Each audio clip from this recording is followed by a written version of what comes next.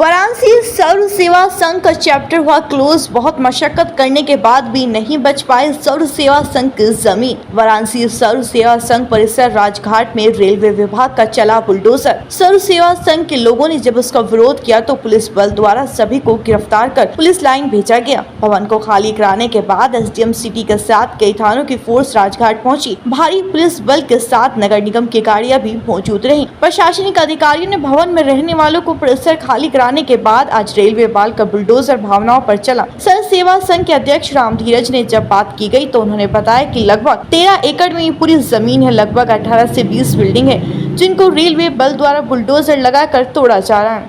इसके जिम्मेदार हमारी सरकार है, क्योंकि सरकार के बिना तो कुछ होता नहीं है। और जिस सरकार को हम लोगों ने बैठाया है वो सरकार इस तरीके की घटना को अंजाम देगा ये जानकारी हम लोग को नहीं थी। इस तरीके का घटना इन्होंने आज किया है तो ऐसा इनको कदम उठाना पड़ा, जो कि कल कोर्ट में हियरिंग भी थी सर्व सेवा संघ को लेकर। जबरदस्ती अपनी मनमानी करना है। हम जो चाहेंगे वो करेंगे। आप कोर्ट को नहीं मानेंगे, लोगों को नहीं मानेंगे। ये कोई साधारण जगह नहीं है, ये ऐतिहासिक जगह है। ये वो जगह है जिससे संदेश जाता था लोगों को, पूरे दुनिया को संदेश जाता था। शांति और अमन का पैगाम लेकर के यहाँ बैठे हुए लोग थे। इनके ऊपर बुलडोजर चलाया जा रहा है। किस तरीके की सरकार है ये, क्या चाहती है ये दिखा रहे हैं कि हम अमन चैन के पक्षधर नहीं हैं। हम चाहते हैं कि देश जले, लोग जले। इसका ये शुरुआत है। ये तो शुद्ध रूप से सरकारी गुंडई है जिसको सरकार कर रही है कि जिस बिल्डिंग में जयप्रकाश जी रहे थे, विनोबा जी रहे थे, उसको ये सरकार गिरा रही है। इतिहास, देश के इतिहास को समाप्त कर रही है। क्योंकि इनका खुद का इतिहास नहीं है, इसलिए इतिहास मिटाने में लगे हुए हैं। ऐसा तो गुंडा भी नहीं करता है जैसे ये सरकार कर रही है। इसलिए ये जो सामने ध्वस्त कर रहे हैं, कल इनकी सरकार भी इसी तरह से ध्वस्त होगी। ये कोर्ट की भी नहीं मान रहे, किसी की भी बात नहीं मान रहे हैं। इन्होंने तो सारे, जो कभी भी नहीं होता है, यहाँ नियम बदल करके एक दिन में एक गलत आदमी से, एक फर्जी आदमी से एप्लीकेशन ले करके उसको उन्होंने जांच करवा ली, उसके आधार पर रिपोर्ट लगा दी, सर्व सेवा संघ का नाम खारिज करके रेलवे का नाम चढ़ा दिया। तो ये तो शुद्ध रूप से सरकार है। और जो वो दबंगई से, गुंडई से सारे कानून को धता बता करके कर रहे हैं, वो कर रहे हैं। लेकिन हम इसके खिलाफ लड़ रहे हैं, लड़ते रहेंगे। हम न्यायालय भले न साथ दे, लेकिन हम जनता के बीच में जाएंगे और इस प्रोटेस्ट को हम लगातार जारी रखेंगे। अभी इन्होंने सबसे पहले उस जगह को तोड़ा है जिसमें नारायण देसाई रहते थे।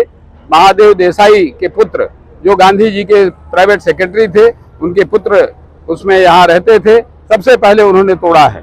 अभी पहले 2 बिल्डिंगों को उन्होंने तोड़ा है, गेस्ट हाउस वाले हिस्से को जिसमें हम लोग रहते थे, जिसमें नारायण देसाई, हमारे सर्व सेवा संघ के पहले अध्यक्ष धीरेन्द्र मजूमदार, जिसमें और भी हमारे लोग, जो बजाज जी रहते थे, राधाकृष्ण बजाज, जिन्होंने इस पूरे भवन को बनाया था, बजाज परिवार के थे। पहले उन बिल्डिंगों को तोड़ रहे हैं। लगभग कितने एकड़ में जमीन है और कितने भवन इसमें बने हैं? ये करीब 13 एकड़ में कुल जमीन है। उस समय लिया गया था और खरीदा गया था। और आज ये जो जमीन जिसको वो तोड़ रहे हैं, ये करीब हमारी कुल 18-20 बिल्डिंगें हैं जिसको वो तोड़ रहे हैं। ये वो सारे लोग खड़े थे, आगे की रणनीति भी थी शायद उसी से, क्योंकि हम लोग 11 अक्टूबर को मिलने वाले थे जयप्रकाश जी के जन्मदिन पर। 1 लाख देश भर से लोग इकट्ठे होंगे। इससे सरकार हिल गई है और उन्होंने ये कहा कि भाई इससे पहले के लोग आए उसको निस्तनाबूद कर देना है। क्योंकि इस सरकार को हर हालत में हिंदुस्तान के उस इतिहास को मिटा देना है जिसकी वजह से लोग प्रेरित होते हैं। लोगों के अंदर प्रेरणा न जगे, लोग केवल सांप्रदायिक हो करके आपस में लड़ते रहे, हिंदू मुसलमान को काटते मारते रहे, बस इतनी इस सरकार की इच्छा है। ये देखिए, सीधी बात है कि हम गांधी, विनोबा, जयप्रकाश के वैचारिक रिश्ते के लोग हैं। हमें मानते हैं कि पूरे समाज में एक साथ लोगों को मिलकर रहना चाहिए।